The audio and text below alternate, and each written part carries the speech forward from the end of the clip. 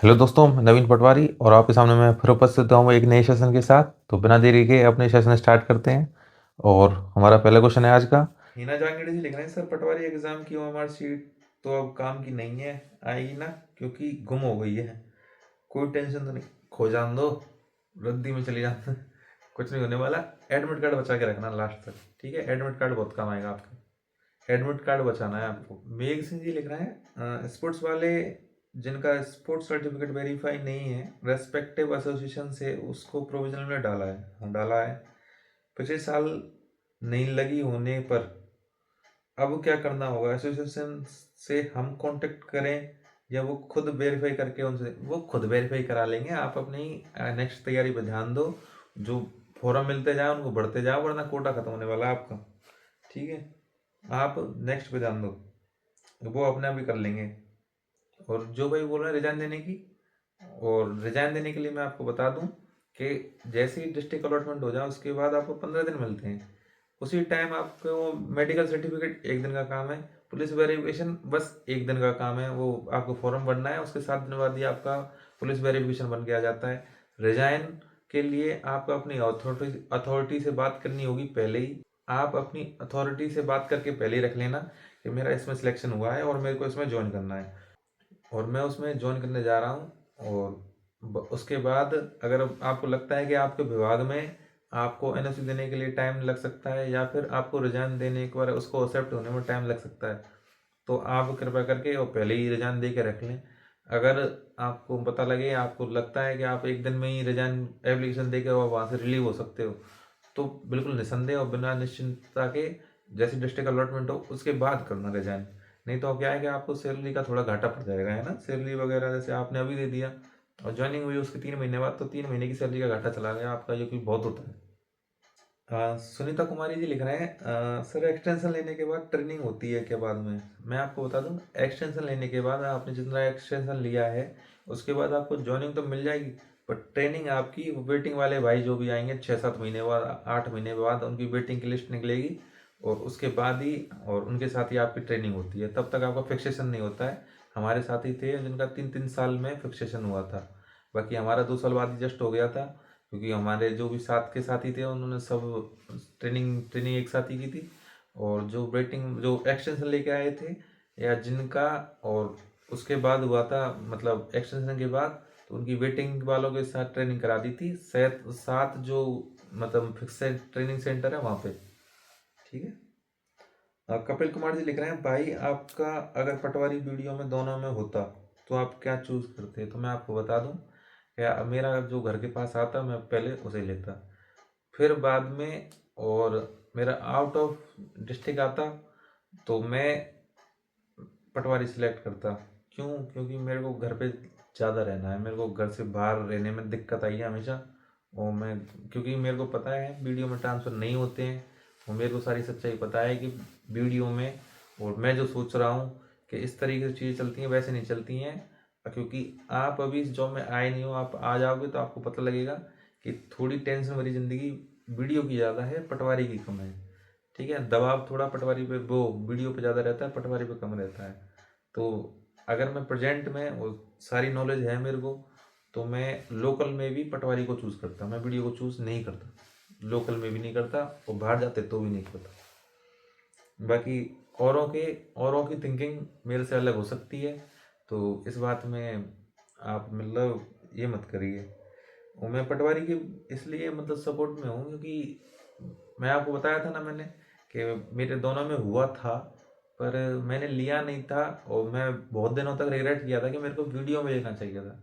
पर एक दो सिनारियो जो मेरे साथ घटित हो गए, और उनको मैं पटवारी वर्सेस वीडियो वाली, मतलब जो वीडियो आएगी पटवारी वर्सेस वीडियो वाली वीडियो, उसमें आप एक्सप्लेन करेंगे बढ़िया से, है ना? बाकी देखो, थिंकिंग आपकी अलग हो सकती है, आपकी रिक्वायरमेंट किसी जॉब को लेकर अलग होगी। मेरी रिक्वायरमेंट है आराम की और बिना टेंशन, कम टेंशन वाली, बिना टेंशन वाली नहीं, कम टेंशन वाली, और थोड़ी रेस्पेक्टेड जॉब। और जो कि थोड़ा पटवारी में क्या है कि लोगों को काम ज़्यादा पड़ता है, तो पटवारी बेस्ट रहती है। संजू जी लिख रहे हैं, सर मैंने दिसंबर में पुलिस वेरिफिकेशन के लिए अप्लाई कर दिया था, चल जाएगा क्या? आपको अगर दिसंबर में अप्लाई किया था तो अगर आप ज़्यादा लेट होते हो 3-4 महीने बाद तो आपको दोबारा बनाना पड़ जाएगा। आर के पेन टेस्ट लिख रहे हैं सर, डिस्ट्रिक्ट वाइज सीट जो नोटिफिकेशन में मेंशन है वही रहेगी या कम ज़्यादा होगी? और जो नोटिफिकेशन में वही रहती है, और सेकंड नोटिफिकेशन आया होगा आपको फिर वो आपकी सीट बढ़ने के बाद, तो उसी के हिसाब से रहेंगी। एस्पायरेंट लिख रहे हैं ट्रेनिंग के ड्यूरेशन में इलेक्शन आगे तो भी इलेक्शन ड्यूटी लगेगी क्या? नहीं लगेगी आपकी, जब तक आपको हल्का नहीं मिल जाएगा। क्यों? क्योंकि हल्का मिलने के बाद आपकी इलेक्शन में उस हल्के को संभालने की जिम्मेदारी होती है। ट्रेनिंग में आपको बस आपकी पढ़ाई की जिम्मेदारी होती है, आप वहाँ जाके पढ़ो, एग्ज़ाम दो और पास करो। जब तक आपको हल्का नहीं मिलेगा तो आपको हल्के की जिम्मेदारी नहीं मिलेगी, तो इलेक्शन ड्यूटी कहाँ से बनी? कुछ नहीं बनी। तो इस तरीके से चीज़ें चलती हैं।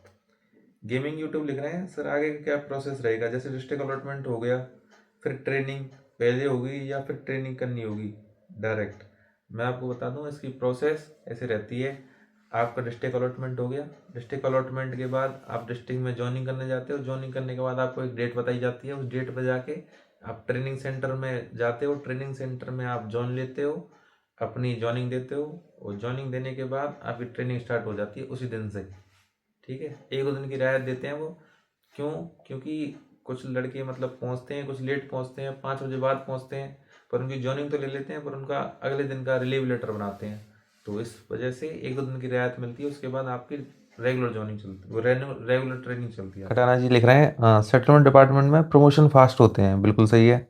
और क्या बिग ब्रो कोई बंदा बता रहा था कि फील्ड वालों से जल्दी प्रमोशन होते हैं, और इसमें ट्रांसफ़र का क्या सीन रहता है? लोग बोलते हैं इनका ट्रांसफ़र नहीं होता। देखो, सेटलमेंट डिपार्टमेंट वालों का, और आप चाहो कि आपके घर के पास में आ जाए, ऐसा नहीं हो नहीं सकता, क्योंकि और उनका अलग से एक डिपार्टमेंट होता है और उनका अलग से एक ऑफिस होता है, जो कि हमारे जो ज़िले होते हैं, ज़िले या संभाग, उस स्तर पे एक ही ऑफिस होता है इनका। और इसी के साथ मैं आपको बता दूं कि कॉलोनाइजेशन डिपार्टमेंट भी ऐसा ही डिपार्टमेंट है, जिसमें नॉर्मल जो भी पटवारी और गद्दावर होते हैं उनसे जल्दी प्रमोशन होते हैं इन दोनों जगह पे। क्यों होते हैं? क्योंकि इन पे फिक्स सीट रहती हैं और बहुत लिमिटेड लोग रहते हैं जो कि रिटायरमेंट के बाद उनके पास ऑप्शन नहीं होते हैं, तो वो पटवारियों को जल्दी और आगे कर देते हैं। और इसी वजह से ही सेटलमेंट डिपार्टमेंट और कॉलोनाइजेशन डिपार्टमेंट में हमेशा वैकेंसी नॉर्मल विभागों से देखा जाए तो जल्दी खाली होती है, और जल्दी और उनमें प्रमोशन भी होते हैं, है ना? तो ये बात है। योगेंद्र सिंह लिख रहे हैं सर, पीएच वालों की ट्रेनिंग में कोई प्रॉब्लम तो नहीं? बिल्कुल प्रॉब्लम नहीं होगी। ट्रेनिंग व्रेनिंग ऐसी पुलिस वालों की तरह नहीं होती कि आप उलटा के और ऐसे भाग रहे हो, वहाँ बंदूक थमा दी और लो बेटा 4 किलोमीटर दौड़, और ये सुबह सुबह 6 बजे उठा के और भाग भाई 10 किलोमीटर, ऐसा कुछ नहीं होता है। तो पीएच वाले भाई भी अपनी तरह ही मौज काटते हैं। बाकी फ़िलहाल में जब लोगों के पास ज़्यादा हल्के हैं तो मौज नहीं काट पा रहे हैं। बाकी आप आओ जल्दी से, हम पल के बिछाए बैठे हैं, जल्दी से आ जाइए। अंकिता राय जी लिख रहे हैं सर, मुझे आरएस की प्रिपरेशन करनी है। आपने जो बताया कि फॉर्म भरने से पहले एक्सटेंशन ले लो, समझ नहीं आया। आरएस का फॉर्म आपने सीधा नहीं भर सकते क्या? देखो, नॉर्मल के लिए बोला है मैंने, स्पेशल कोटा वाले लोगों के लिए बोला था कि उनको आरएस का फॉर्म भर के ही इसको ज्वाइन करना है। क्यों? क्योंकि उनका कोटा, और वो जब तक जिस दिन तक ज्वाइन नहीं करते हैं तब तक उनका कोटा मान्य होता है। जिस दिन ज्वाइन कर लेते हैं उसका उनका स्पेशल कोटा वहीं ख़त्म हो जाता है। तो बस इसी वजह से मैंने बोला था। बाकी नॉर्मल लोगों के लिए नहीं है। आप फॉर्म भरिए, आप ज्वाइन करने के बाद फॉर्म भरिए, और सारी प्रोसेस नॉर्मल तरीके से होती हैं। बस उस दिन मैंने स्पेशल कोटा वाले लोगों के लिए बताया था। करम जी लिख रहे हैं मैं एमएससी सेमेस्टर 1 में हूँ, तो क्या मुझे एमएससी को क्विट करना पड़ेगा? मैं आपको बता दूं, वो बड़े दुख के साथ मेरे को बोलना पड़ रहा है, अगर आपने पटवारी ज्वाइन कर लिया तो एमएससी आपको क्विट करनी पड़ेगी, क्योंकि दोनों चीज़ें रेगुलर नहीं चल सकती हैं। और अगर प्राइवेट चल रही है आपकी ये चीज़ें तो फिर आप कर सकते हो, पर विभाग को फिर भी आपको बताना पड़ेगा। जिगलू जी बोल रहे हैं भाई जी, जो 395 स्टूडेंट का जो भी अब डीबी होगा, फिर उनका रिजल्ट अलग से निकलेगा या फिर हमारे साथ वापस रिवाइज होके रिजल्ट निकलेगा? इस कारण से भी कट ऑफ के बॉर्डर पर हैं, उनको नुकसान होने की संभावना है क्या? नहीं है। जो लिस्ट निकाली थी प्रोविजनल, उसमें प्रोविजनल की जो कट ऑफ है वो पहले से ही शामिल है। वो प्रोविजनल वाले लोगों को मौका दिया गया है, क्योंकि वो उस टाइम डीवी कराने नहीं आए थे या फिर उनके डीवी में कोई दिक्कत आ गई थी, तो उन्हीं लोगों को बुलाया गया है। वो आपके भाई हैं और उनका कुछ भी मतलब पत्राचार में या फिर किसी भी चीज़ में दिक्कत आ गई होगी, तो उनको दोबारा बस डीवी के लिए बुलाया गया है। बाकी कट ऑफ में उसी में शामिल है वो, है ना। कोई दिक्कत नहीं आएगी बॉर्डर वाले लोगों को। बॉर्डर वाले लोगों से कहना मेरा ये है कि कोर्ट वोट का भी और कोई इशू नहीं है, आप अपने अच्छे तरीके से और एंजॉय करिए, क्योंकि वो तब तक जब तक कोर्ट का कोई भी ऑर्डर सीट आएगा और आप ज्वाइन कर चुके होगे, फिर आपको कोई नहीं हटा सकता। तो इस बात का ध्यान रखें, जिनको भी डर है तो कृपया करके और अपनी तरफ से प्रयास करना चालू कर दीजिए। रिजल्ट अब वापस आएगा तो रैंक भी बदल जाएगी और फिर हम होम डिस्ट्रिक्ट की कैलकुलेशन हमारी गलत हो जाएगी। होम डिस्ट्रिक्ट की कैलकुलेशन तो जिगलू भाई कोई भी नहीं लगा सकता। देखो मैं तुम्हें सही बता दूं, होम डिस्ट्रिक्ट की कैलकुलेशन और प्रॉपर तरीके से लगा भी नहीं सकते। बहुत लोग गलती से भी भर देते हैं, क्योंकि हमारे सामने जो अभी तक आए वो 1 डेढ़ 2 हज़ार आदमी आए, और उनमें से क्या पता कोई और आदमी और किस तरीके से मतलब प्रेफरेंस भर के बैठा हो। तो इस तरीके से अंदाज़ा लगाना और झूठा ही साबित होगा। बाकी कोशिश ये रह सकती है, जैसे आपने जिस कैटेगरी में रैंक ली है और जिस कैटेगरी में और आप सिलेक्टेड हुए हो, सीट हासिल करी है, और उस कैटेगरी में कितनी सीट है उस जगह पे जहां आप ज्वाइनिंग लेना चाहते हो। अगर जितनी सीट है और उतनी रैंक है आपकी उस आपकी कैटेगरी में, तो आप प्रॉपर तरीके से अच्छा अंदाज़ा लगा सकते हो। बाकी उसके बाद जैसे ही 1 सीट या 2 सीट भी आगे गई तो अंदाज़ा लगाना बेकार है, क्योंकि कुछ भी हो सकता है। ममता जांगिड़ी जी बोल रही हैं, सर ट्रेनिंग के बाद एक्सटेंशन ले सकते हैं क्या? ट्रेनिंग के बाद कोई एक्सटेंशन नहीं होता है। ये एक्सटेंशन वर्ड तभी तक काम करता है जब तक आपने ज्वाइनिंग नहीं करी है। तो ज्वाइनिंग करने के बाद आपको एप्लीकेशन देने के बाद और आपको थमा दी जाती है डेट कि आप इस डेट को आना ही है, और आप 6 महीने का लेते हो तो 6 महीने बाद की डेट थमा दी जाती है, और उस डेट के बाद आपको कभी भी एक्सटेंशन नहीं मिलेगा। और सर एक्स्ट्रा ऑर्डिनरी लीव क्या होती है, कितने दिन ले सकते हैं, प्लीज़ बताओ ताकि आगे की तैयारी करें। तो एक्स्ट्रा ऑर्डिनरी लीव के, और मैंने लीव वाले अपनी जो पर्सनल वीडियो बनाई है उसको आप मतलब ध्यान से देखिएगा, और मैंने उसके फ़ायदे कम बताएं और आपको नुकसान ज़रूर बता दिए मैंने। पर मैंने इतना एक्सप्लेन भी कर दिया है और आपको पीडीएफ भी डाल दिया है, उपलब्ध करा दिए, जो हमारी टेलीग्राम चैनल पर डली हुई है।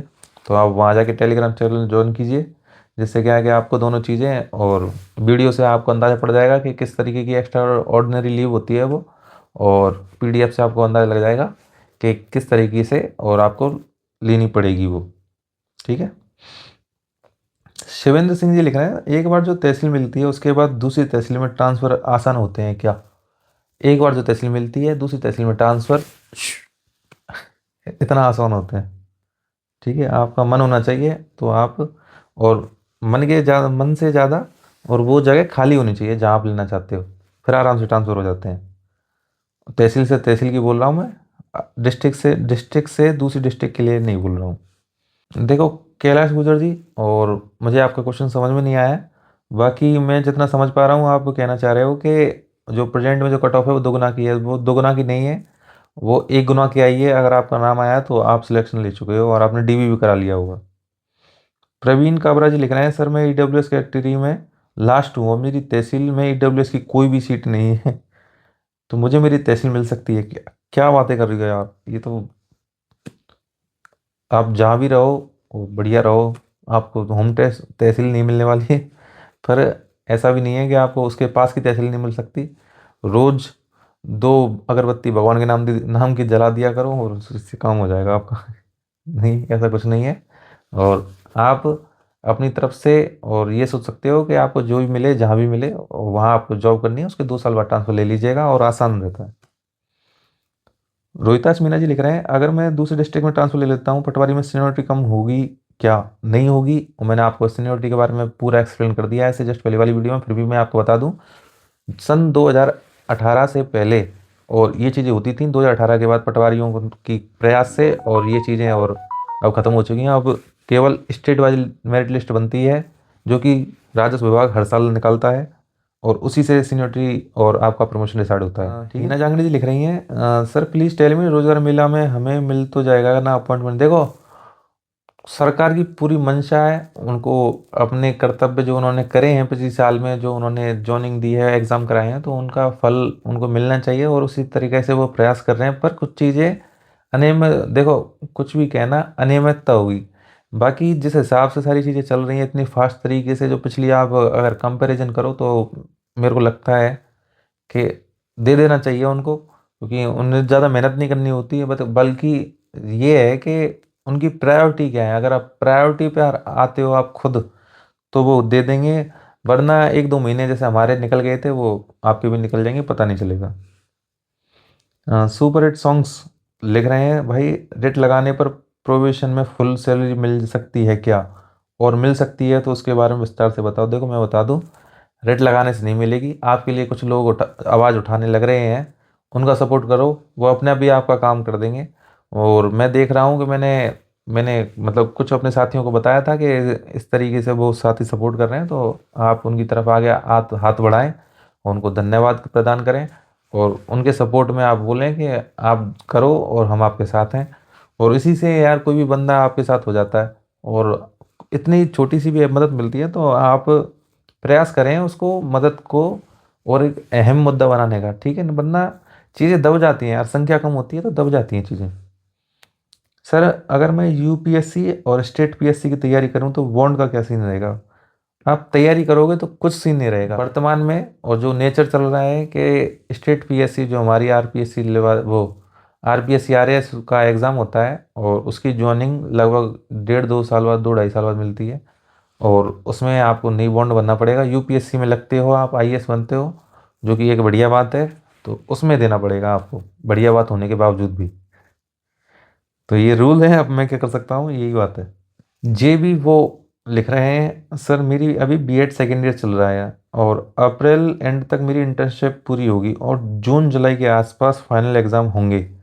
अब बीच में अगर ट्रेनिंग स्टार्ट हो जाती है तो कैसे मैनेज करूँगा?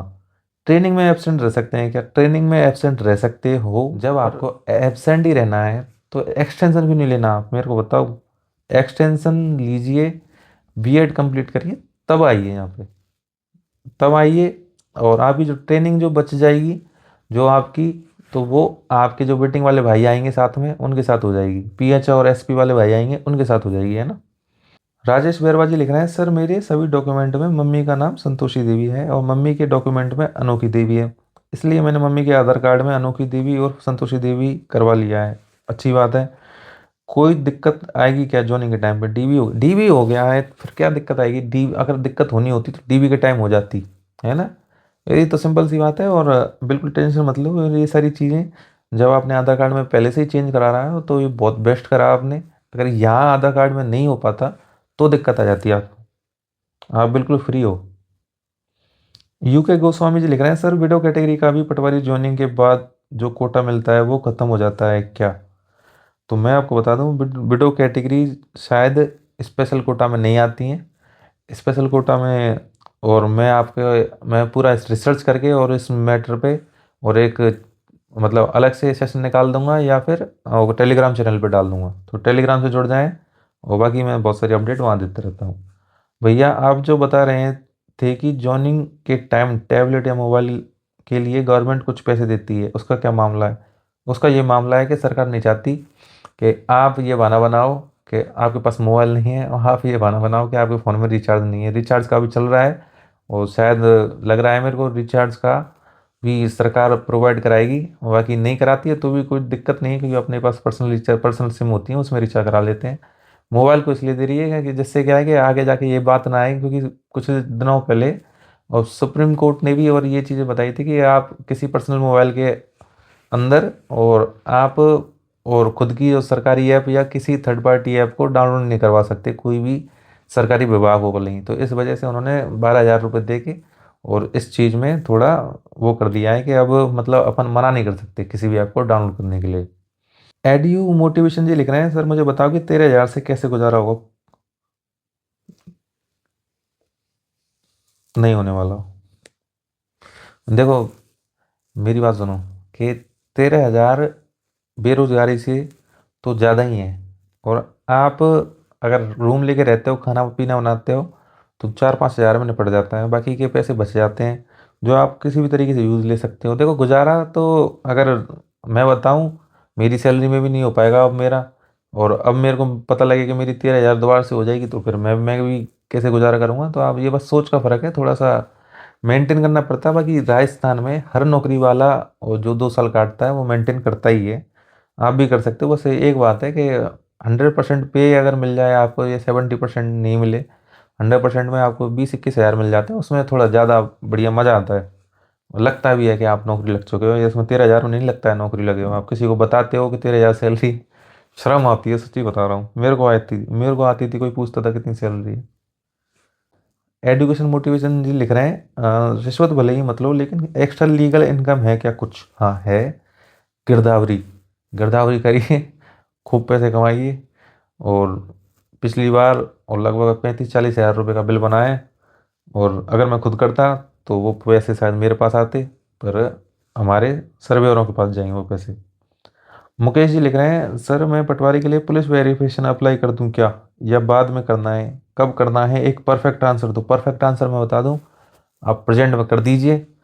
और उस टाइम तक अगर 6-7 महीने नहीं खिंचेगी तो चल जाएगा।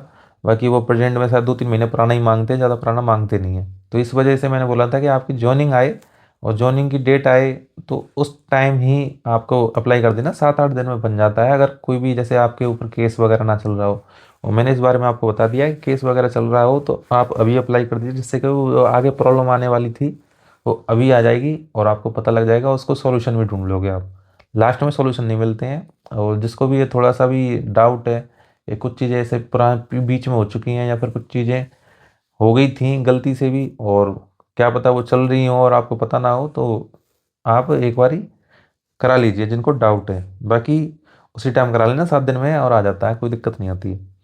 एग्ज़ाम नंबर लिख रहे हैं भाई, मेरे को ज़रूर बताना कि पटवारी चयन के बाद स्पोर्ट्स सर्टिफिकेट को अन्य भर्ती में लगा सकते हैं क्या? नहीं लगा सकते हैं, स्पेशल कोटा में आता है स्पोर्ट्स। प्रिया जी लिख रही हैं, सर फीमेल क्या ऑफिस ड्यूटी ले सकते हैं पटवारी में? उसमें पढ़ाई हो जाएगी क्या? देखो, अगर तहसील छूटी है और एलआरसी की, जैसे मैं पिछली बार जब मैं ट्रांसफ़र नहीं हुआ था और मैं जिस तहसील में था उस तहसील में, और बहुत छोटी तहसील है वो, और उसका बहुत छोटी तहसील का बहुत छोटा हल्का था मेरे पास, तो मेरे को फील्ड में टाइम मिल जाता था। जो मेरे साथ का जो एलआरसी में लग रहा था वो आरएस की तैयारी करते थे और उन्हें थोड़ा कम टाइम मिलता था। पर प्रेजेंट में जहाँ मैं ट्रांसफ़र लिया है ये बड़ी तहसील है, और जो एलआरसी वाले हैं उनको मेरे से ज़्यादा फ्री टाइम मिल जाता है। तो चीज़ें अलग अलग जगह पे अलग अलग तरीके से काम करती हैं, है ना। तो कहने का मतलब ये है, एलआरसी का फिक्स टाइमिंग होती है। छोटी तहसील है तो छोटा काम होगा, और वहाँ के फील्ड पटवारी को बिल्कुल ही कम काम होगा। और एक गिरदावरी को अगर हटा दूँ मैं, तो पहले फील्ड पटवारी में एलआरसी से ज़्यादा ही आराम था। अब फील्ड मतलब जैसे ही गिरदावरी आई है उसने मामला ही पूरा पलट दिया है। ठीक है, तो लड़कियों के लिए थोड़ा बेस्ट ऑप्शन नहीं रहा है प्रेजेंट में पटवारी, बस ओनली गिरदावरी की वजह से। बाकी सब चीज़ों में संभाल लेती हैं महिलाएं, एक बस गिरदावरी में थोड़ी परेशानी आती है उनको। बढ़ाना जी लिख रहे हैं, भैया पटवारी के सारे हॉलीडेज़ के बारे में बताएं। मैंने एक वीडियो प्रॉपर तरीके से आपके लिए बना दी है, आप भाइयों की सेवा के लिए। उसको जाके देखो और महसूस करो और मेरे को बताओ कैसा लगा आपको सुन के। जिगलू भाई लिख रहे हैं हमारे, सर आदत हो गई आपकी वीडियो की। धन्यवाद जिगलू भाई यार। यार क्या सपोर्ट करते हो यार आप, धन्यवाद। बबलू यादव जी लिख रहे हैं, सर ट्रेनिंग टाइम में कितने दिन एब्सेंट रह सकते हैं ट्रेनिंग टाइम में? और मैं आपको बता दूं कि आपके पास जितनी छुट्टियां हैं उतने दिन एब्सेंट रह सकते हो।